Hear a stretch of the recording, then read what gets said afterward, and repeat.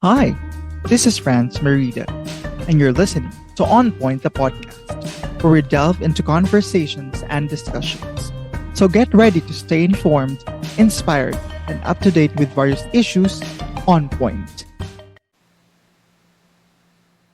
Welcome naman po sa isang episode dito sa On Point, the podcast. And sa atin pong muling pagbabalik, meron tayong makasamang very special guest. Siya po ay profesor mula sa University of Santo Tomas, Political Science Department. Siya po si Professor Paul Mica Francisco. Professor, thank you so much for saying yes to this conversation and welcome po muli dito sa On Point, the podcast. Hello, good afternoon, Franz. No, nice to be back here. Hopefully maitulong ako sa ating mga taga-subaybay, no, sa ating pag-uusapan ngayon. Yes, for sure yan. Para panimula, Prof, no, dahil ito po ang pag-uusapan po namin dito, just for context, I want to do this episode. Magkakaroon kami ng scenario building sa paparating na impeachment trial ni Vice President Sara Duterte. So bilang panimula, no, doon sa mga nakalimot, siguro hindi alam, no, kung meron man, pwede niyo po bang paki-explain sa amin ang importansya ng impeachment trial, no, ng impeachment, at bakit po kaya tayo umabot sa panahong ito, sa puntong ito na finally eto na, mangyayari na yung impeachment trial ni VP Sara. Ayun. Of course, yung pag tinignan natin, no, paano ba tayo napunta rito. Unang-una, we could say na nag-start yan nung nagkaroon ng break between BBM and Sara. So, nawala na yung unity. Tapos, nung naipakulong na itong naipadala na ito si Tatay Digong sa ICC, yun dun lalong sabihin na natin, nag-escalate yung fracture between the two politicians at yung kanilang mga taga-suporta. Then, nung unang attempt, no, for impeachment, nagkaroon ng issue when it comes to the process, nakialam si Supreme Court, at nung hindi kagad nagsimula, no, forthwith, yung impeachment trial, ang nangyari is na-delay siya, no, ng then SP Chis Escudero, and then eventually it will be quote-unquote archived by the Senate. Then the following year, nung nagkaroon na uli ng pagkakataon to file impeachment, mas nag-flourish siya, tapos sinunod na ng House of Representatives, particularly Committee on Justice. Sinunod na nila yung proseso na sinabi ng Supreme Court para nga mabawasan yung question whether yung ginagawa ba nila it follows the due process. Tapos mas naging transparent siya, it was open to the public more kasi nagla-livestream sila and all. Then eventually nung itatransmit na, no, or itatransmit na from House of Representatives after voting, nagkaroon naman ng leadership change sa Senate. So ang ginawa naman nila, hindi kagad nila transmit. So there was a question, bakit hindi kagad transmit? But I think I understand why they did that. Kasi nga nagkaroon ng leadership change, no, from Senator Tito Soto, naging si Senator Alan Peter Cayetano. Then nasimula naman, no, nasimula naman, nanumpa na sila as senator judges, and nagpadala sila ng summons sa VP. So again, dumaan na uli sa pre-trial stage yung impeachment process for this year. And then by Monday, no, nakapaghanda na both prosecution and defense. I think there will be around 90 days dun sa kanilang tansya bago matapos yung impeachment. And now mag-ano na siya, no, sisimula na nga by Monday yung trial. Kasi I wanted to ask that question, Prof, kasi may ilan na parang hindi naman dina-downplay, no? I think downplay is. But I just wanted to, pero may ilan kasi na parang, ano ba, baga, ginagamit naman nila yung narrative na, ano ba talaga yung kahalagahan ng impeachment, bakit nandito siya as a mechanism.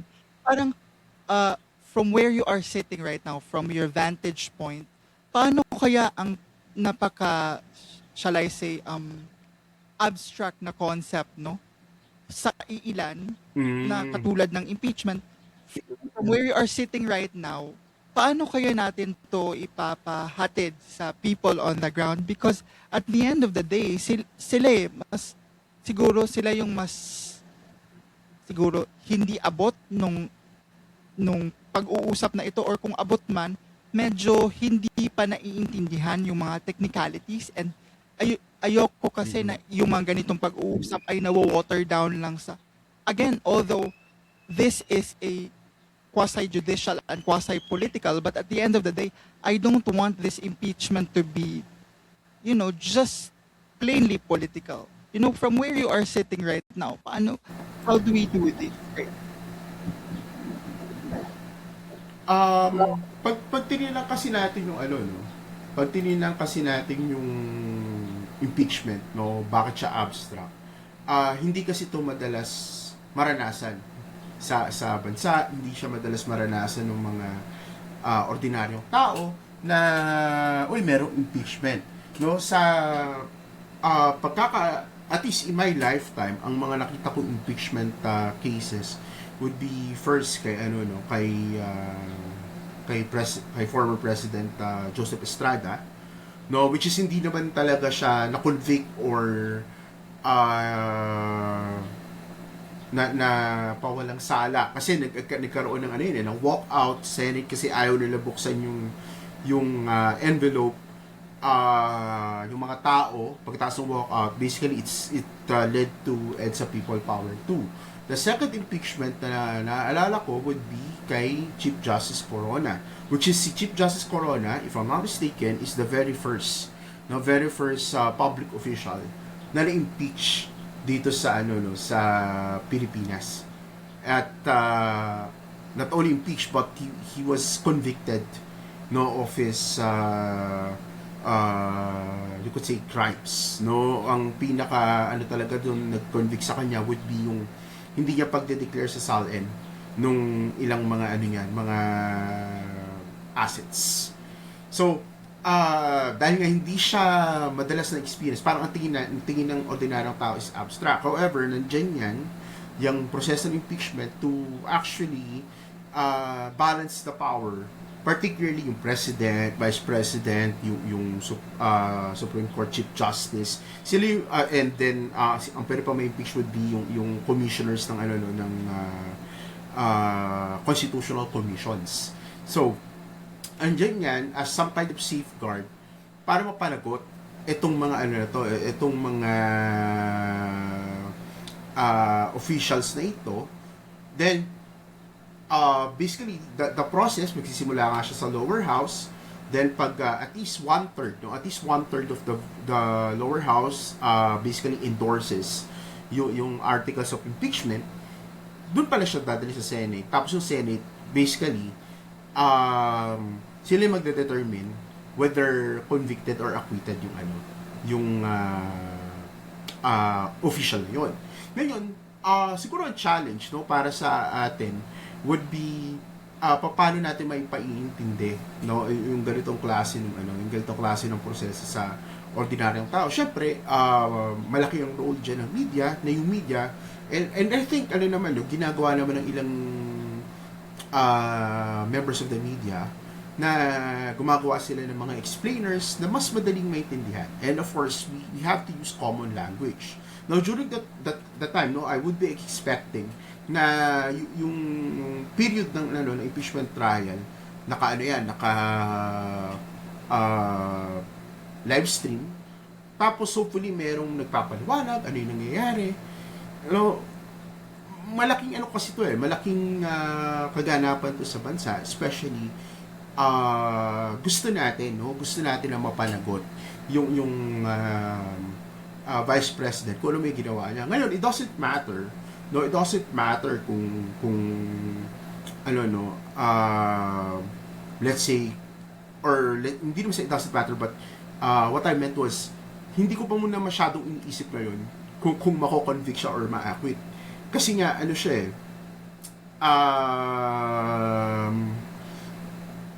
gusto lang muna natin dumaan sa proseso, lumabas yung mga ebidensya, lumabas yung mga testimonies, and then from those testimonies, di ba? Doon lalabas yung doon lalabas ngayon yung ano yung totoo. Gusto lang natin at this point na parang sumagot na talaga siya sa mga accusations, and from there sana may the appreciation, kasi I believe in na parang in those testimonies na ilalabas niya or ng mga team niya, hopefully yung appreciation ng mga senator judges ay iisa, because these allegations are not just here, na parang hindi lang siya simpleng allegation. So I think Sara Duterte has been saved by the bell as always. Yun ang pag-describe ko niya, na palagi siyang saved by the bell, at sana this time hindi na siya talaga masave, na parang talagang kailangan niyang sumagot, whether personal siyang magpunta doon sa trial or sa pamamagitan ng team niya, because she has a very very good pool of lawyers, no? I should say, parang napakasikat, parang very sayang naman kung hindi pa rin sila sasagot. But sa tingin mo, Prof, ano pa yung maging lusot ni Sara Duterte dito? Parang, di ba, sumagot na siya doon sa ng Senate na parang ipatigil yung impeachment? I mean, ano pa yung magiging lusot niya? If she resigns, di ba? I mean, what will happen? What do you think of this? Parang hindi pa natin pinag-uusapan yun, or wala pa akong naririnig na expert na kumbaga kino-consider na what if she resigns days before, or even kahit na nagpumugulong na yung impeachment trial. How do you read this kung may mangyaring ganun? Okay. If she resigns, basically magiging parang moot na yung moot and academic na yung impeachment, kasi what's there to or who's there to remove? Pag nag-resign ka kasi, basically wala na yung wala nang vice president, hindi na siya public official, so hindi na siya covered ng impeachment. So whatever happened, or whatever would happen is mababaliwala siya. However, ang possible consequence naman dyan is pwede naman siya makasuhan, no, doon sa criminal, sa korte. Doon ngayon siya makakasuhan ng related sa possibly plunder, graft and corruption, no? So doon naman siya makakasuhan kasi during her time as a public official, no, the evidence that was gathered during the impeachment, pwede mo ngayon siya gamitin, no? Pwede mo ngayon siya gamitin to file criminal cases against her. Okay? Yun nga lang, ang pwede maging advantage sa kanya nito, no, let us say for example, nag-resign siya, ang pwede maging advantage sa kanya nito, hindi siya automatic na mapababawalang tumakbo for public office. Kasi kahit magkaroon siya ng kaso, for as long as wala pang final verdict doon sa kaso, she's still considered to be innocent. Diba? There's this principle kasama sa due process na you are innocent until proven guilty without reasonable doubt. So, basically, let's say nag-resign siya before the impeachment trial ends, before magkaroon ng decision, mapapaliwala lahat nung mangyayari. No? Because sa mga narinig ko, that's already an option. No? Siyempre, hindi ko alam kung seryoso yun, but may mga narinig ako na usapin or usapan na posibleng siyang mag-resign. Ha? Sorry? Parang knowing, parang how you see Sara Duterte moving now, parang sabi ko sa mga tinitignan niya, and the political cost that the resignation might have, because it might be read as parang cowardness, parang gano'n. But do you Mm-mm. actually consider this, kayong mga eksperto, may mga naririnig kayong mga ganito, or parang hindi, parang tatapusin niya 'to, and she believes that although sa number ng Senate, no, um, because if I'm not mistaken, the conviction is only 9. Parang sa tingin ko, I'm counting the fingers, parang kuhang-kuha naman niya yung no, no, not the conviction, the acquittal, sorry. The acquittal is Acquittal, only oo. 9. Oo, parang kuhang-kuha naman niya Oo. kung sa kamay, no? But the conviction is 16. Medyo hindi ko pa alam, but that's why nga gusto ko na matuloy itong impeachment, because I believe that once mailatag na yung ebidensya, there will be change of the appreciation kasi ng mga ebidensya, because I believe that sa akin as an observer or nagmamasid din, parang may mga kaso siyang very obvious, or she cannot deny, especially doon sa death threats niya sa Pangulo.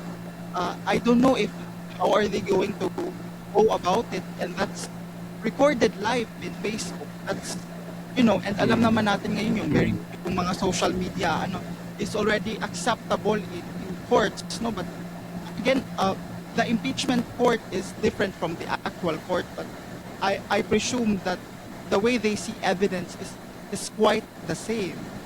But those resignation ba, Prof, ay ito ba'y tinitignan ninyo, siniseryoso ba ninyo? I mean, the political cost, that will have sa kanya, parang it's very. Well, it's an option. No? It's an option for them. It's an option for her para lang matigil yung impeachment. No? Um, will it be seen as cowardice on her part? Of course, yes, but for her it doesn't matter. For her supporters, it doesn't matter. Kasi to be fair, no, to be fair sa sa camp nila Sara, magaling sila mag-weave ng magaling sila mag-weave ng narrative eh. Oh, and it's not surprising kasi nga you have just look at the time of the Tatay Digong, no, when he was president. He was so good when it comes to their camp was so good in weaving narratives. They're so good in let's say minsan pa nga nag-gaslight sila, and again for the supporters it doesn't matter, 'di ba? Makikita ka naman ng supporters na wala naman talagang matibay na ebidensya pero gusto nila maniwala tayo dun sa sinasabi ng 18 bodyguards or higit pa, no, na wala naman talaga silang matibay na ebidensya maliban sa picture. Okay, ito ang dami ng ebidensya pero hindi pa rin totoo. So it's quite confusing, no, if you think about it. Pero this is something that is really part of the nature ng nung Duterte group, no, yung magaling sila mag-build ng narrative eh, no, kahit halimbawa yung mga ginawa nilang sa Senate, yung ginawa nila sa Blue Ribbon Committee, no, investigations, particularly yung Cayetano Block, hindi naman importante kung totoo eh. Hindi na importante kung totoo eh. Ang importante, meron silang nasimulang narrative, merong mga trolls or merong mga members sa social media, merong mga netizens na kayang i-propagate yon. And I think that's what they're trying to do right now. So even if Sara resigns, tingin natin ay duwag, ayaw harapin, no, it doesn't matter to them. Kasi ang importante rito, sa tingin ko is magkaroon sila ng pagkakataong tumakbo dito sa 2028 national elections. Yun naman yung importante. Kasi again, as I mentioned, hindi mabilis ang justice system sa Pilipinas. So, magpa-file ka, let's say, nag-resign siya, halimbawa lang, nag-resign siya, fa-file ka ngayon ng criminal case sa mga korte. It will take time.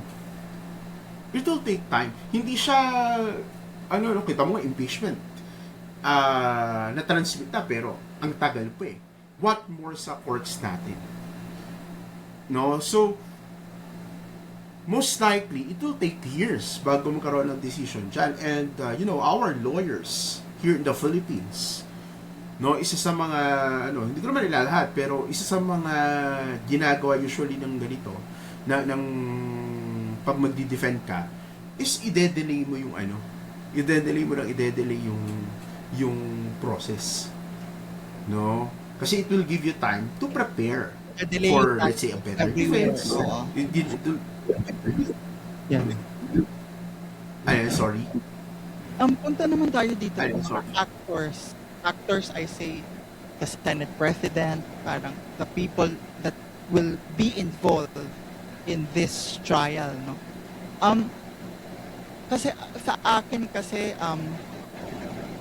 kahit anong process naman may uncertainties, maging itong impeachment trial na ito ng paparating.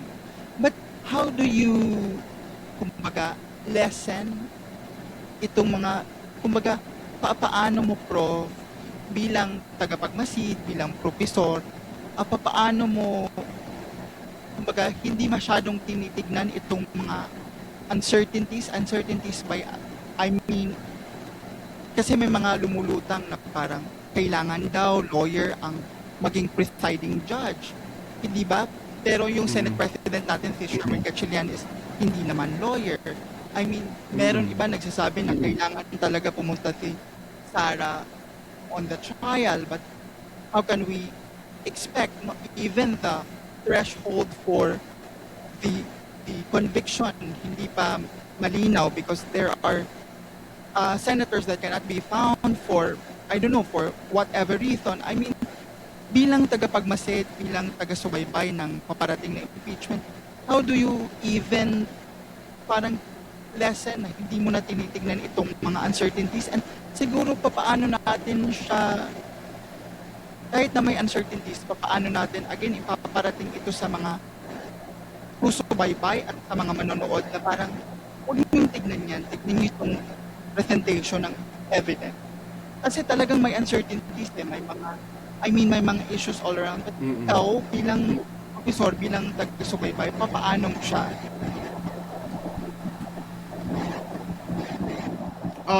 una, hindi talaga mawawala yung hindi talaga mawawala yung uncertainties sa mga ganito situation. Well,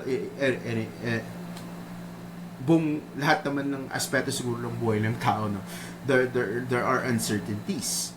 But in this context, no, for example, isa-isa natin, your Senate President is not a lawyer, so kailangan ba talaga lawyer yung not necessarily, no, not necessarily.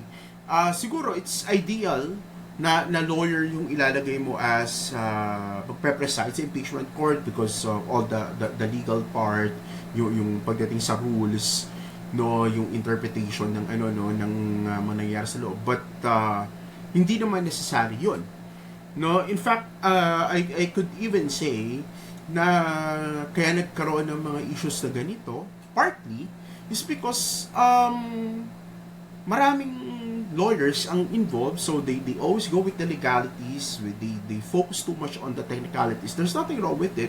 It's just that nagkakaroon ng delay, nagkakaroon ng issue when it comes to interpretation. Kasi ang nangyayari minsan, you interpret a particular provision or a particular rule based on your advantage. So yan, halimbawa, ang sabi ng Constitution, ilan ang boto para makonvict. Nakalagay, 2/3 of all the members.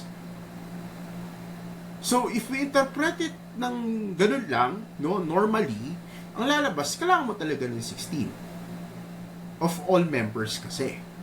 Kaya lang kasi, this is a different situation. Kaya tingin ko, dito papasok ko yung importansya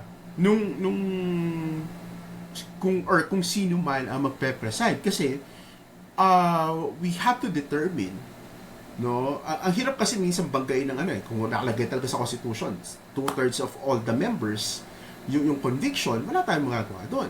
But on the other hand, kailangan mo naman ng parang 1/3 yata, no? Kasi for acquittal, parang 1/3 plus 1. Kasi 9 eh. Parang 9 yung lumalabas na para ma-acquit. Paano pag, ang isa sa mga senaryo na tinitingnan ko rito, paano kapag, let's say, kulang yung conviction, no? Kasi let's say, may 13. Okay, kulang para 3, basically, if we follow the idea na 16 siya. Pero, aabot din kaya yung for acquittal? Paano kapag hindi umabot? Kasi nga may kaya nga meron ngayong for example rally ng mga led by the Iglesia ni Cristo, because they're showing or at least part of that demonstration na nagsimula kahapon is they want to support si Senator Marcoleta kasi kakasuhan siya ng plunder. What if during the trial bago magbotohan na-aresto siya? Then may problema rin yung mga Villars. No? What if nabawasan yung hindi rin niya abot ng 9 to acquit?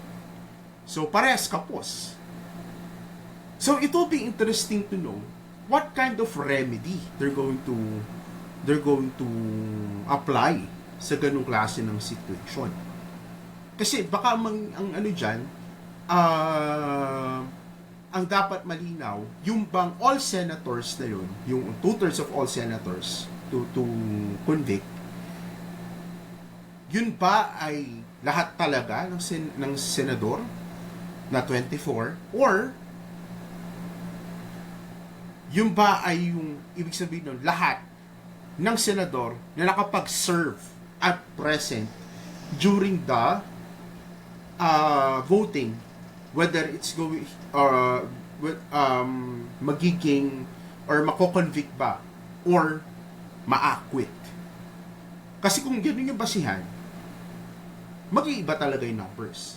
But again, it's difficult to go against the Constitution right now. I think this will be an issue na patuloy na usapan. Dalhin sa Supreme Court again? Yeah, most likely. Baka dalhin siya sa Supreme Court. And then the Supreme Court might, Kasi, ako bilang naka-observe, recently, hindi masyadong umiimik yung Supreme Court pag mga ganito usapan. Parang they want to isolate themselves from sa mga gulong ito. Actually, dapat hindi talaga dapat nakikialam yung Supreme Court in this way because number one, pag tinignan natin, sino ba talaga ang in charge sa impeachment? It's Congress. House of Representatives, sila yung bubuo ng articles of impeachment, pagbobotohan, and then ang magta-trial or ang gagawa ng trial ay Senate. And if I'm not mistaken, nakalagay doon is it's only the Senate who can try. Okay? So, I think yun yung kaya nga sinasabi yung nangyari. Yung sinasabi last year, yung ginawa ng Supreme Court, siya? Para siyang juridical legislation yung nangyari. Kasi parang inayos yung But doesn't matter kasi nagawa na nila na ilabas ng decision na yon. And basically that's already part of jurisprudence kumbaga. Pero yung ngayon, I think dadalhin nila yan sa Supreme Court ulit, no? Kasi nga merong may issue dun sa numbers, no? So most likely dadalhin nila uli yan. Hindi ko lang alam kung sasabihin ng Supreme Court, but sa ganitong pagkakataon, I would expect the Supreme Court to not comment on it, and they would just say it's a political question, or it's beyond, no, it's beyond their power yung ganito, no. But again, we don't know. Yun yung expectation ko, but if they comment on it, if they make another decision about it, hindi na naman ako magugulat.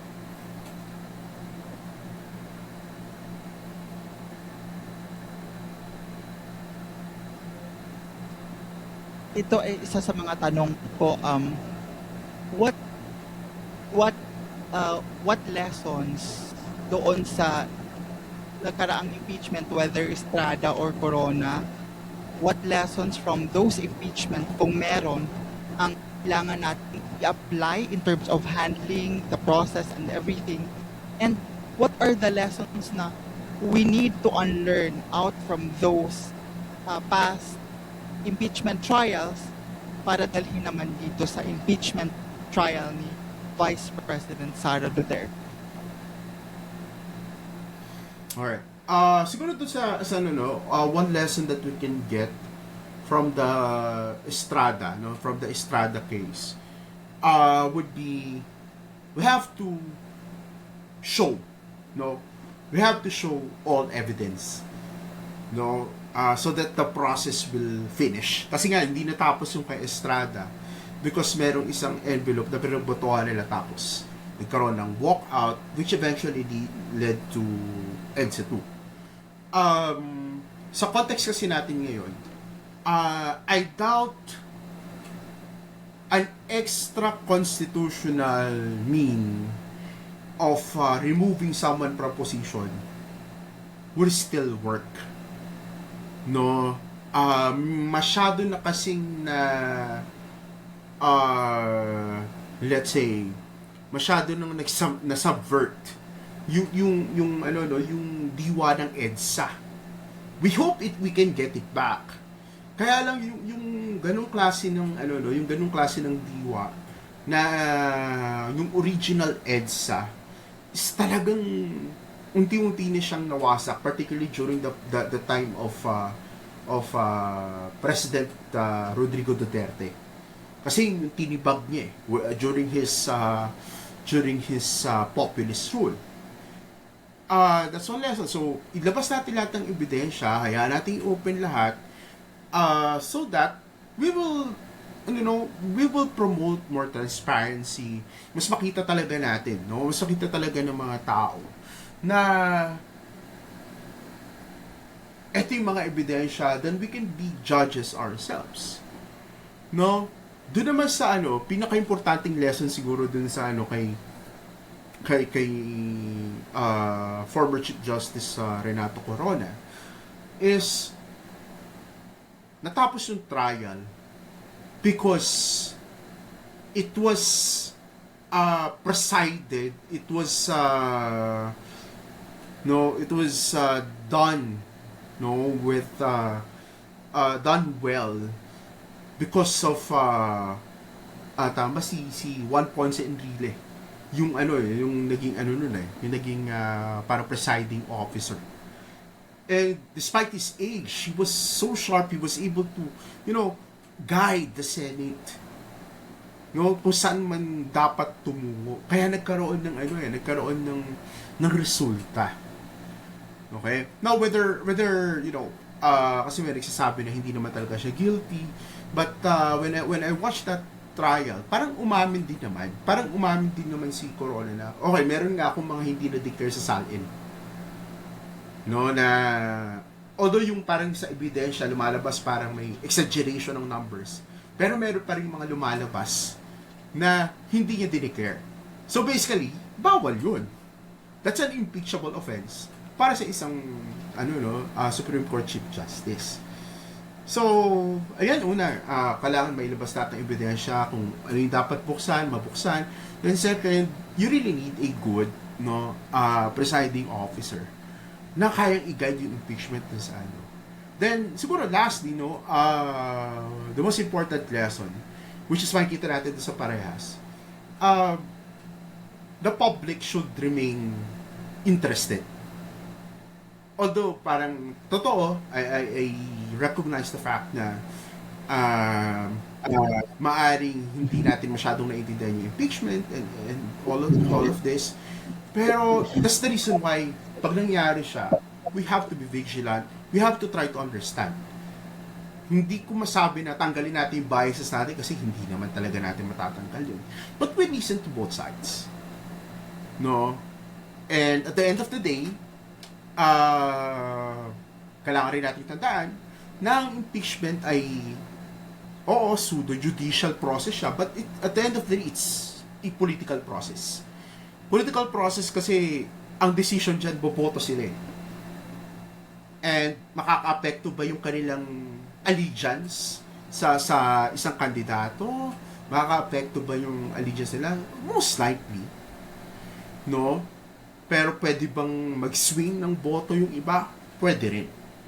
Kasi depende yan eh. I think ang isa sa pinaka matinding makaka-apekto doon sa pagboto ng mga taong to would be yung performance ni VP Sara sa presidential surveys. If she continues to have high let's say if she continues to be high performing in this surveys, most likely hindi magbabago yung boto ng mga kaalyado niya. Tapos pwedeng lumipat yung iba. No? Pwedeng magbago ng isip yung iba. Na, compare natin to kasi pag naging presidente na to, we have to, be good to her. Kasi, again, the way our political system is designed, very powerful ang presidente ng Pilipinas. Thank you for tuning in for this week's episode of On Point, the podcast. Stay connected by following our official social media pages for the latest updates. I'm your host, Franz Merida, and I can't wait to dive into our next conversation here on Point.